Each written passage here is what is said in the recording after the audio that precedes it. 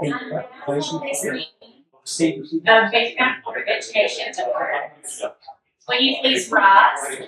Mr. Cott's going to say prayer, and then we're going to do pledge. I plan not to talk from my head full of whatever, so I'll do my best. Dear Lord, thank you for today. I know we've had little trouble with the school system here lately, but I thank you that it's no more than what it was, and with your help, it will get fixed. We thank you for our personnel. Be with them, keep them safe, look after our students and all, Lord. Watch our first responders. We just thank you for being our Savior, Lord. We ask all this in your name. Amen. Pledge allegiance to the flag of the United States of America and to the republic for which it stands, one nation under God, indivisible, with liberty and justice for all. Miss Michelle, will you please call roll? Mr. Hyatt. Here. Miss Kennan. Here. Miss Arnold. Mr. Hedge. Yes. Mr. Mills. Miss Douglas. Here. Mr. Marks. Here. Mr. Blue. Mr. Thornton. Mr. Hargis. Here. Mr. Livingston. Here. Mr. Winters. Here. 8 present, 4 absent. Amen. Yeah. With 8 present, we do have a quorum.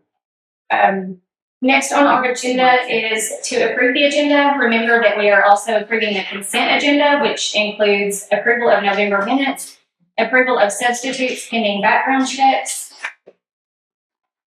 We have it, yeah, we have a bunch of, right? Yes. Yeah. Almost full page, that's great. Approval of an overnight trip for the CHS band students selected to participate in the West Tennessee Honor Band at UT Martin in January of 2025, and approving the Science Textbook Committee for 24-25. I'll make a motion to approve tonight's agenda. Second. We have a motion and a second to approve the agenda.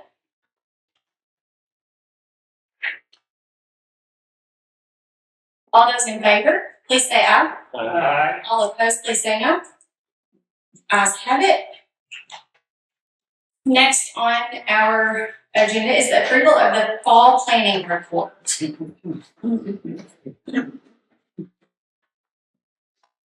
I guess I'll read that. Okay. On November 12th, the Benton County Board of Education held their annual fall planning meeting from 1 to 7 at the BOE conference room. Present were Shauna Cannon, Chair, Robert Livingston, Vice Chair, Betty Jo Douglas, Mark Hargis, Tim Hyatt, Marco Winters, Judy Arnold, Brent Hedge, Brad Mills, Ben Marks, and Director Mark Florence. The following items were discussed at the fall planning. TLM and Lashley Rich presented a proposal on a new Camden Elementary School. The Tennessee Municipal Fund Bond reviewed possible bond options for a new elementary school. Daniel Armstrong and Brandy Milner, instructional supervisors, gave a presentation on the districts and the individual schools' state assessment scores. The board discussed a proposal from Kids First to conduct a comprehensive gap analysis for the district. We discussed a new security camera system for all schools. We discussed the new voucher legislation, and the meeting adjourned. I make the recommendation that approve this fall planning report. We have a motion and a second to approve this. Any discussion on this report? Okay, with no discussion, we will vote. All those in favor of approving the fall planning report, please say aye. Aye. All opposed, please say no. Ayes have it. The fall planning report has been approved. Next on our agenda is budget resolutions. There are several, and once we have a motion in a second, Mr. Forrest can tell us all about it. Make a motion to approve. Second. We have a motion and a second to approve the budget resolutions. Mr. Forrest, you want to? Usually I need a microphone today. The first one I did explain in your memo, That is the nurses grant. We originally thought that would run through general purpose budget through the state, but we were informed that that would be the Shell's project, so it will go to state. So that's just moving that grant money to where the auditor says it needs to be. And then these other two that we added, we had a couple of switches that we had to have Central Technology install, so we had to move some money out of instructional equipment over to technology contracted services. That was to actually switches to the new camera systems that we're going to install. And then the $4,000 to increase the Board of Education criminal investigation. We pay for our employees to have background checks. They have to have them every 5 years with the new law. Now, when they go and that 5-year follow-up, there's a program called RACBAC, runs through the TBI and the FBI, so they don't have to go back to have a background check. But when they do this, instead of $30, it's $50 flowing. So we didn't know this was coming in last year, so we had to move that to make sure that's covered. Okay. Are there any questions about the budget resolutions? If there are none, Ms. Michelle, will you please call roll? Mr. Hyatt, Yes. Miss Kinnon, Yes. Miss Arnold, Yes. Mr. Hedge, Yes. Miss Douglas, Yes. Mr. Marks, Yes. Mr. Hargis, Yes. Mr. Livingston, Yeah. Mr. Winters. Yeah. Would anyone like to change their vote?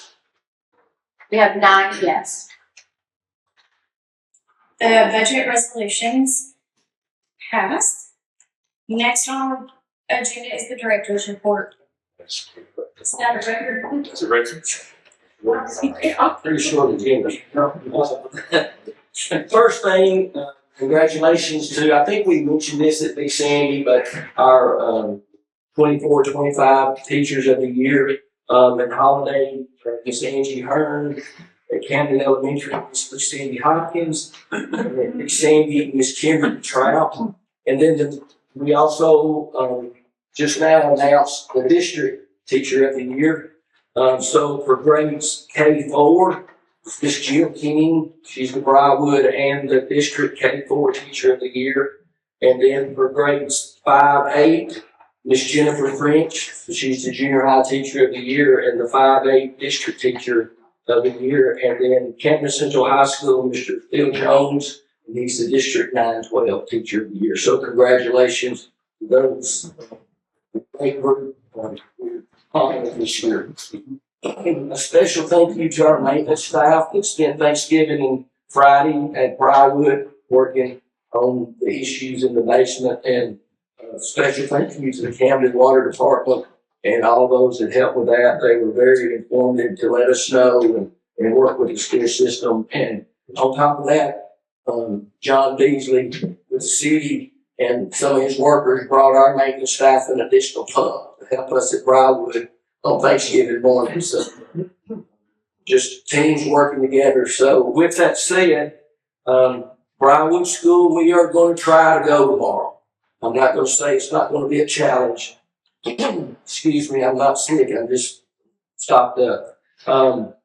We do have 2 of the 4 boilers running. And we only had 1 today. It was not too bad. The heat in the gym works because it's running off the HVAC unit, so that helps with the cafeteria area in the gym. We do not have any power in the 500 pod. That's on the south side where the clinic is. We're expecting an breaker to come in overnight in the morning, and they said it's supposed to be here at 9 o'clock, so hopefully we can get that installed and have electricity down there sometime tomorrow. But Mr. White, his staff, got a schedule so we can have school and not use that pod. We also found out this afternoon that the hot water heater, it worked, but now it's not working because it was submerged. We have close to 5 feet of water in the basement. I'm not mechanically inclined person, but basically we have a check valve that trash, when they turn the water back on, some of the trash in line and the water just filled the basement up. So, it looks like close to $15,000 to $20,000 worth of damage.